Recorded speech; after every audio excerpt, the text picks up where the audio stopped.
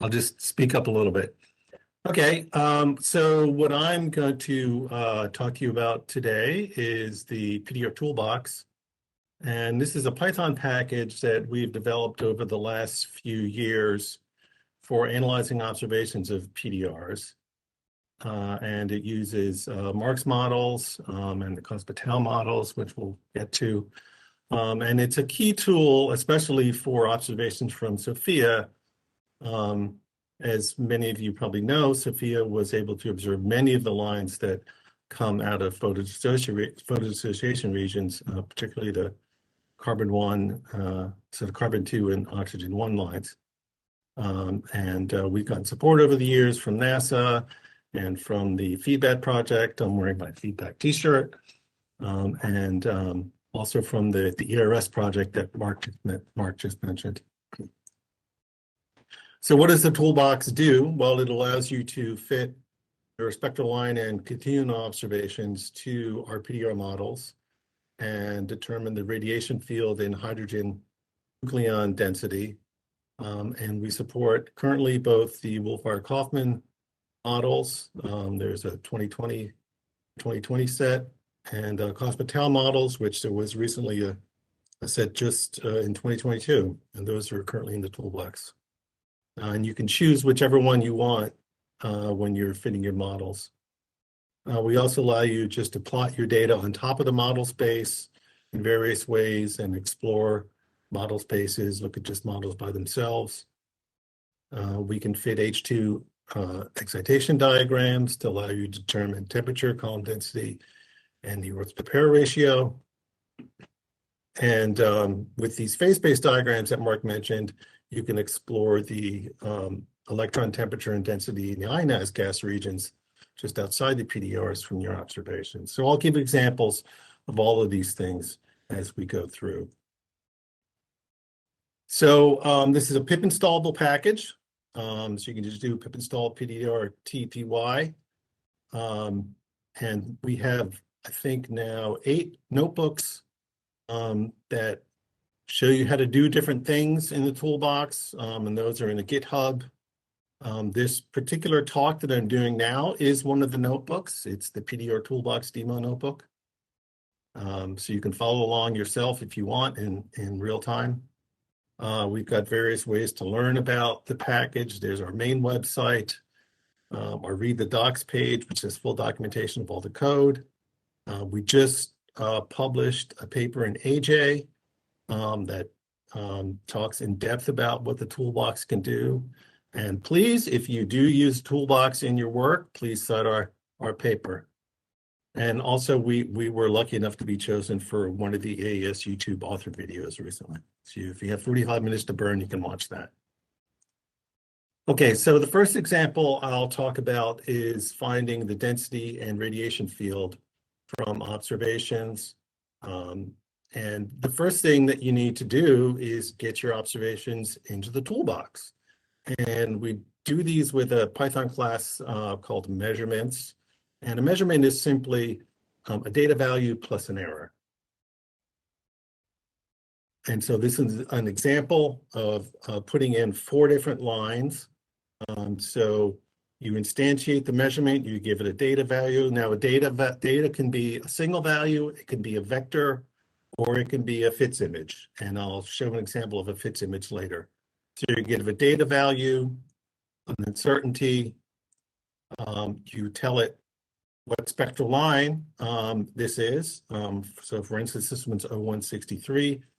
And in our model sets, which I'll talk about in the next slide, we have the list of all the identifier strings to tell measurements what you're looking at.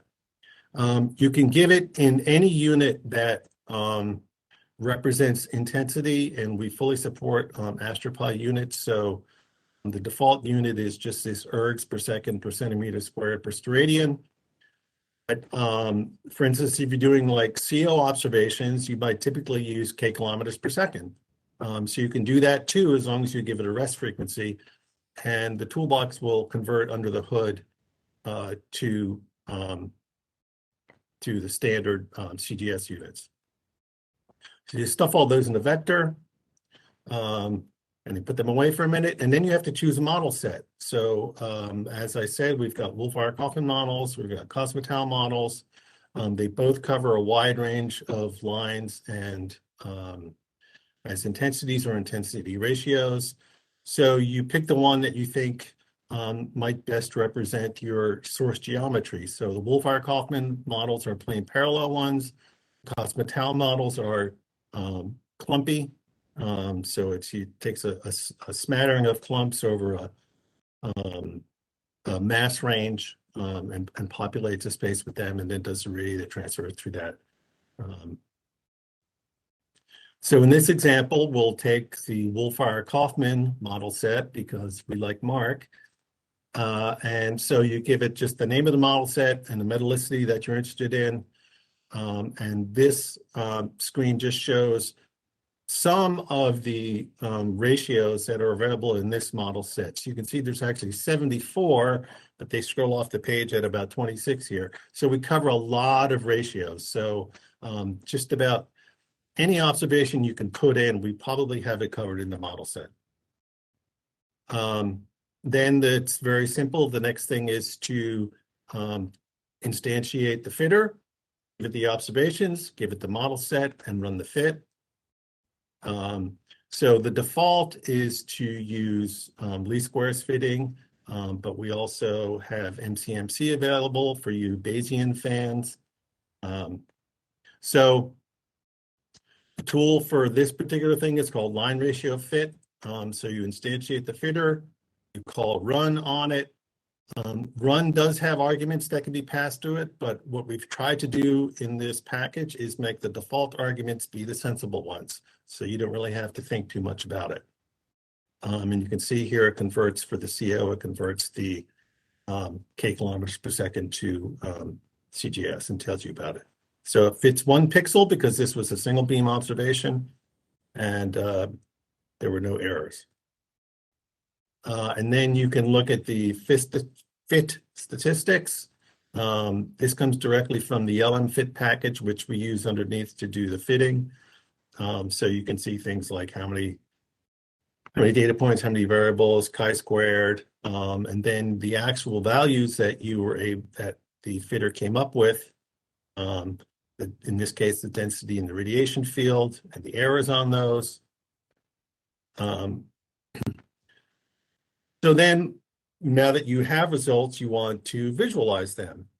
And for every tool in the toolbox, we typically have a plotter that goes along with it.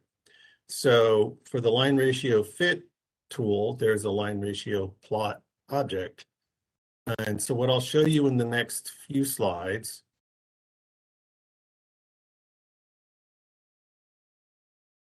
your observed the observations with the errors in the model space, plot the chi-squared of the fit, and then another plot called an overlay plot, sometimes called a spaghetti plot, that puts everything on one plot, and where they intersect is the best fit point. And the plots that I'm going to show, we choose to use Habing units for the radiation field, but the toolbox supports all the common options, alternatives, the drain units, Mathis units, or just pure CGS if you want. And it's all done under the hood with AstroPi. You don't have to think about it. So this is an example of simple overlay plots. So you instantiate the line ratio plot by giving it the fitter that you just ran. And this particular method is called ratios on models, which does what you might expect. It finds the ratios of the observations that you put into the fitter and plots them in the model space. I should back up a little bit. In the model set, the models are stored as ratios of intensities. And so the model fitting is done to ratios. So you put in intensities as measurements. The fitter goes through those and finds which of those ratios have matches in the model set, and does the fit in this ratio space. And so then that's what the plots will show. So here it's on the x-axis is the hydrogen nucleus density, and on the y-axis is the radiation field in Habing units. And so the contours are the model, and the red bar is the observations, and the width of the bar is the arrow that you put in. And so this is for the three ratios that were able to be created from the four observations that we put in a few slides ago. And so this is the O163 over carbon-2 158. This is the carbon-1 609 over CO43. And this is the carbon-2 158 over the CO1 609. And when you're making the plots, we tried to,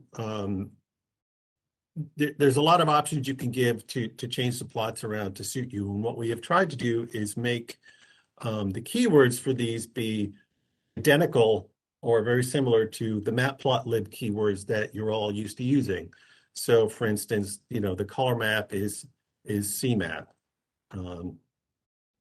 And the normalization is the AstroPi simple normalization for the color bar. So we've tried to make this as user-friendly as possible by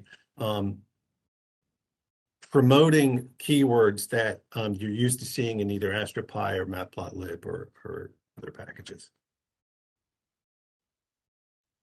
You can make the reduced chi-squared plot of that fit with the reduced chi-squared method.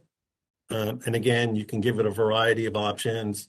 If you want contours, if you want labels on the contours, if you want the legend or not, what you want the units to be, what you want the figure size to be, it's all configurable. But we do endeavor to make publication quality plots and at the end so that you can just plop these into your overleaf document and be done with it.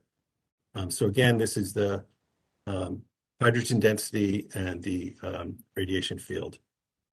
And then X marks the spot where the best fit point is.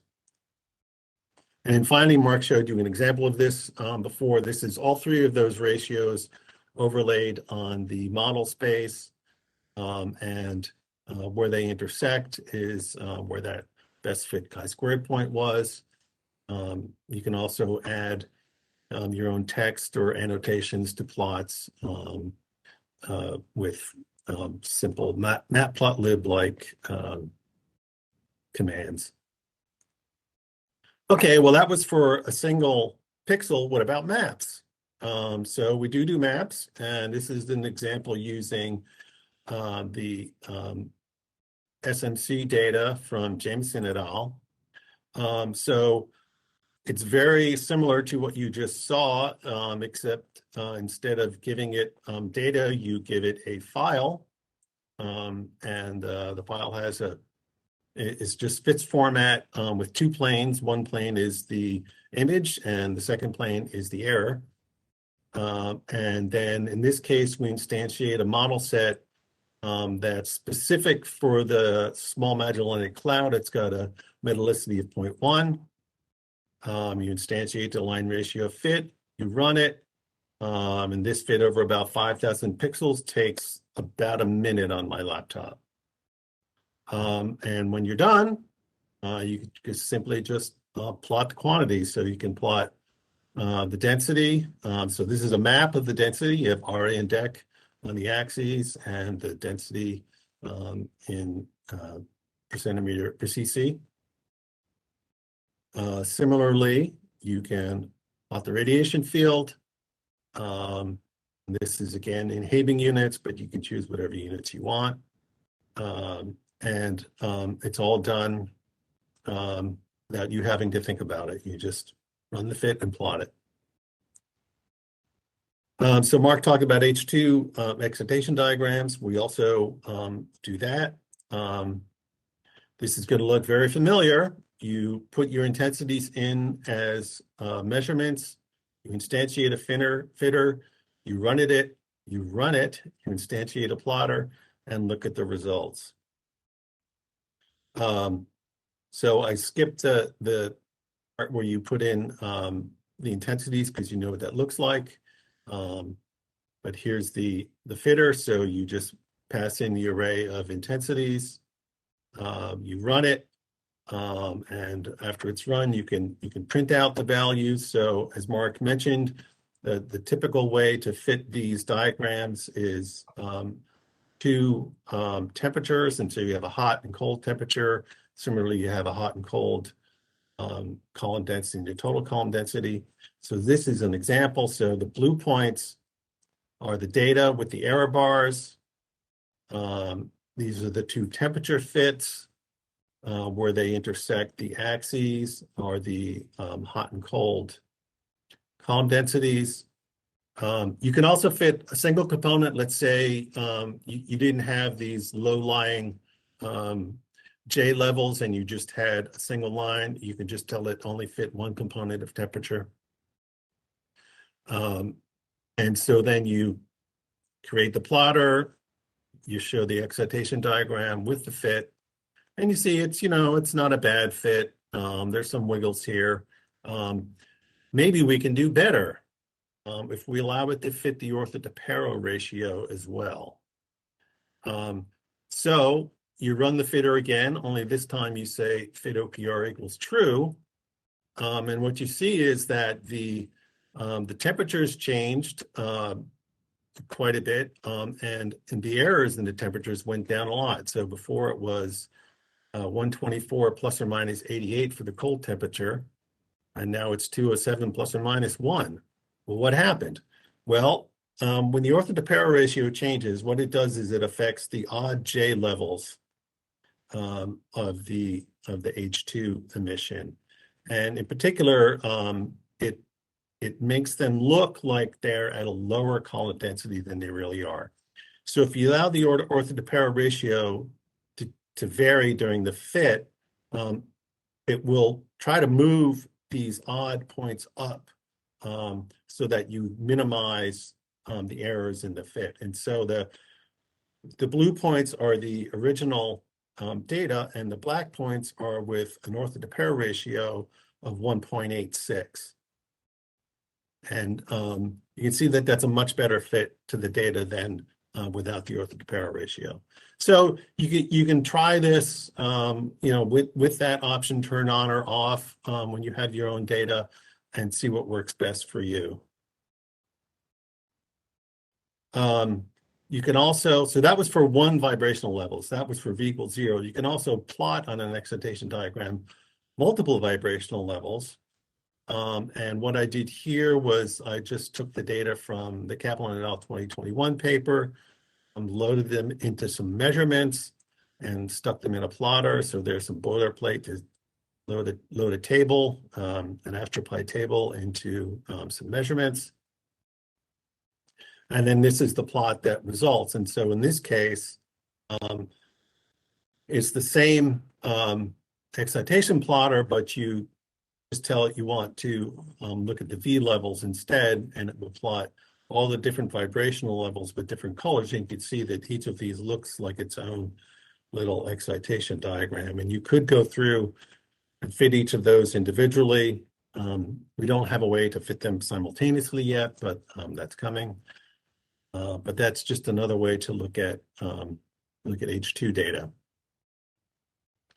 Finally, as with the density and radiation field, you can run this H2 excitation fit on every point in a map if you have a map. So what I'll show is I made up some synthetic data.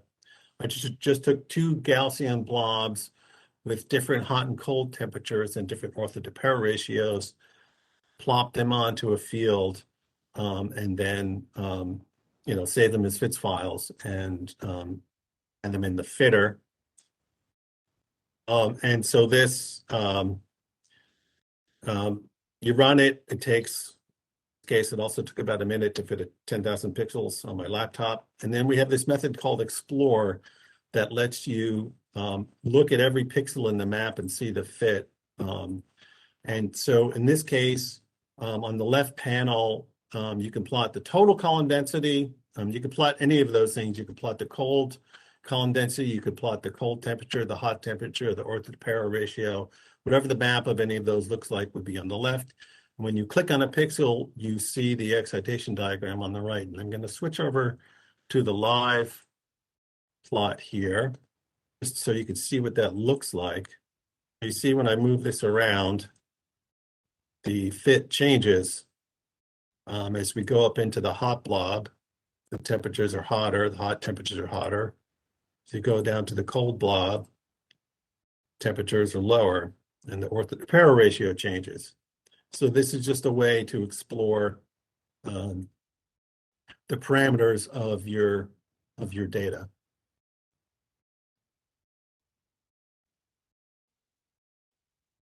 Another thing that we have is what are called phase-based plots. And what this is that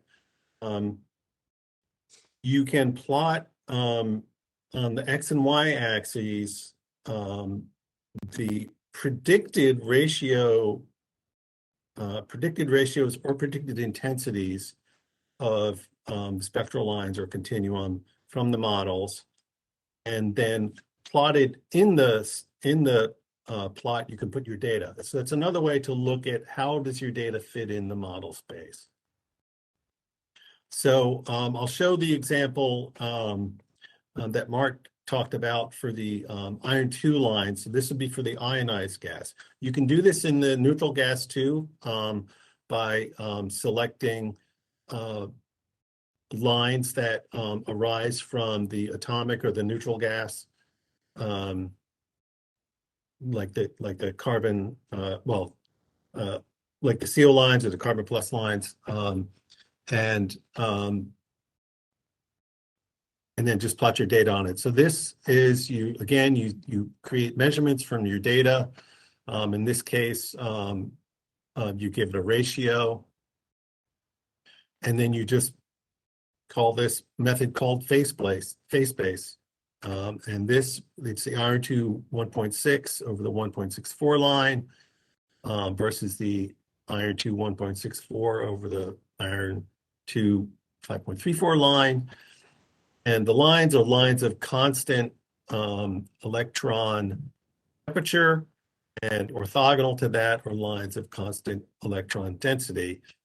And you plot your data on that. You simply feed the measurements into the phase-based method, and it will plot them with error bars on top of that. And so you can imagine if you had a lot of data from different parts of a cloud, they might fall in different parts of this region, and you could see whether the electron temperature and density varies across your region. This is just another example. This is the argon 3 line. And as Marc mentioned, both of these came from the Chianti code. You can also do isocontour plots. So it's related to the phase-based plot, except that instead of ratio or ratio intensity, you choose to have one of the model parameters like electron temperature or electron density on one of the axes. So this is an example of that. So the method is called isoplot. You give it the ratio you want to look at. You tell it which axis, which naxis, fits naxis you want on the x-axis. In this case, we chose the electron density, and it will plot the other one, which is the electron temperature, as a function of the line ratios. So it's another way to explore what these model spaces look like. And again, you can do this with G0 and N for the radiation and density models as a function of some other intensity or ratio if you want to look at the neutral gas. This is just flipping it around, putting electron temperature on the x-axis and having lines of constant density. So what's next? Well, we want to make models for a whole lot more metallicities, everything from Z of 0.03 to Z of 5, so that it covers a lot more types of observations. We will expand the excitation fitting tool. So one of the things that was interesting that came out of this PDR, this JWST ERS project is some of the collaborators took our H2 fitting tool and hacked it to do CO. And it works great. You just need the table of the line parameters, the J levels and the energy levels and the Einstein coefficients, things like that. And it works great. And so we want to make the toolbox actually flexible so that you could do any molecule you want if you have the table for it. Another thing you can do, so instead of, let me go back to this plot of multiple vibration levels. So normally you fit a single vibrational level and get different temperatures. But you could also fit the same the same J level at different V levels and get a vibrational temperature. And so that's a tool that we want to add to our H2 excitation fitting package. As Marc mentioned, the Wolfire-Kaufman models are plane parallel face-on. We want to add additional viewing angles, so 45 degrees, 30 degrees. So it again covers more realistic sources. You heard Lars talk about the HD line this morning. We will add deuterium chemistry to the modeling so that we can predict HD line intensities. We want to add what's called regularization to fitting for image data, which will give more robust results, and provide the users with tools to deal with the self-absorption, which is really foreground absorption. I shouldn't call it self-absorption. So that is it. We encourage you to download the project and use it. We encourage you, this is open source, so we encourage you, if there's something that you want to see in the toolbox, code it up yourself and give us a pull request. And that is all I have to say, so I'll take questions.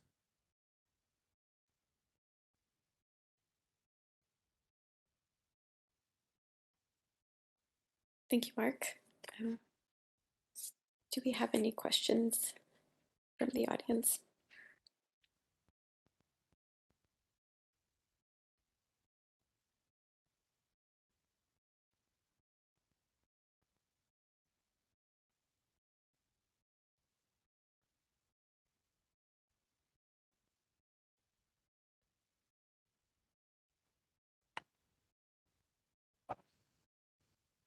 BG, yes, go ahead. Well, if no one else asks a question, I'll ask one to both of the Marcs and just general. For the H2 excitation, you're talking about the UV fluorescence here. I guess following a long time ago, Mike Jura, but there were both for Copernicus and Fuse indications that the high J levels were correlated with, for instance, the CH plus abundance, which would imply that they are conditionally excited. So how does your code address that? Does it take both potential higher local temperatures into account together with the UV fluorescence, or how do you deal with that? So the code is dumb in that respect. I mean, it just assumes that the data can be represented by either one temperature or two temperatures, depending on what you ask it. It doesn't make really any assumptions about what the underlying physics is. So you might be talking more about the details of the chemistry in the PDR code, but the code does not handle this this kind of non-thermal chemistry very well. I mean, what it really needs to do is to account for all of the UV pump levels, and then do some kind of state to state chemical reactions between H2 and C plus in order to get the CH plus right. So if I understand you right, what you're telling me is that you're fitting a temperature to the high J states, and you're in your talks here assuming that that's coming from fluorescence rather than collisions. Okay, sorry. I think I'm confusing things. I thought you were talking about specifically about the model chemistry, but in the excitation diagrams, it doesn't really assume anything. I mean, it just fits. It just does, line fits. Okay, thank you. I understand. Yeah, Mark was talking about, some of the models in the model sets are models of H2 emission. And so he was talking about specifically what goes into his calculations for those models. And that's separate from H2 excitation diagram fitting, which is just, mathematical fitting of curves. Right.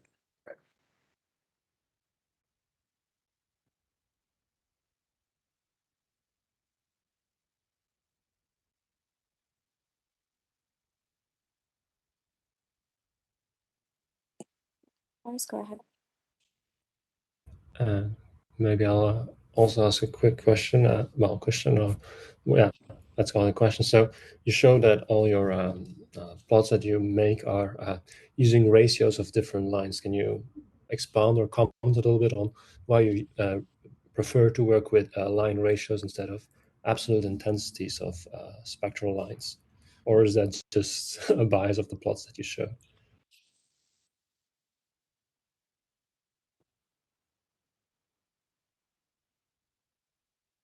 Yeah, I think I can try to answer that. Is that